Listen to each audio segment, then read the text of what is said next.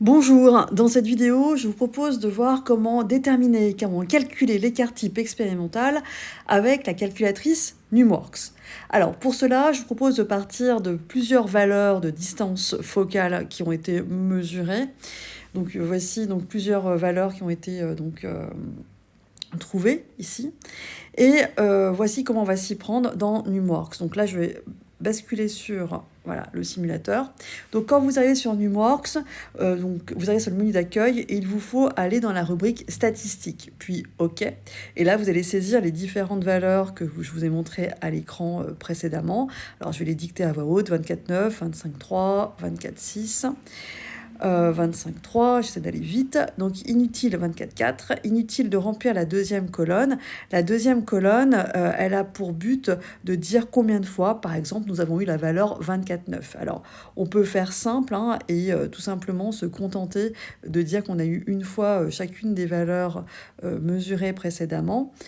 Ou alors sinon, vous pouvez rassembler, dire par exemple, il y a eu plusieurs fois 24,6, donc vous recensez le nombre de fois qu'il y a eu 24,6 et vous marquez la fréquence. Donc moi, le plus simple, je vous conseille de ne renseigner que la première colonne pour aller plus vite. Voilà, il nous reste 3 valeurs, 25,1, 25,3 et 25,7.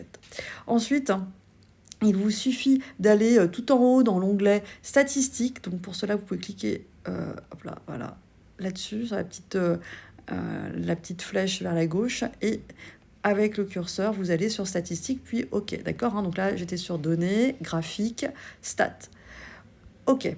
Et donc là, vous avez directement les valeurs qui vous intéressent, à savoir la moyenne, donc 24, 77, 143. Et attention, l'écart type expérimental sur Numworks, c'est pas ce sigma, c'est pas le sigma 2 qui serait la variance, c'est écart type échantillon, voilà son nom.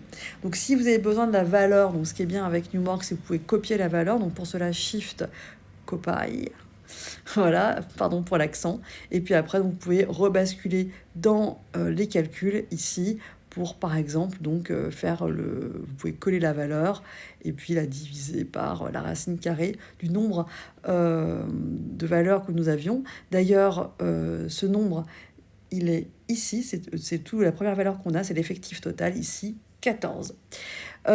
Pour effacer vos données, il suffit de mémoire d'aller sur Données, Shift Clear. Alors, c'est peut-être pas données, valeur, Shift valeur, et donc là, vous faites valider si vous voulez tout effacer la liste.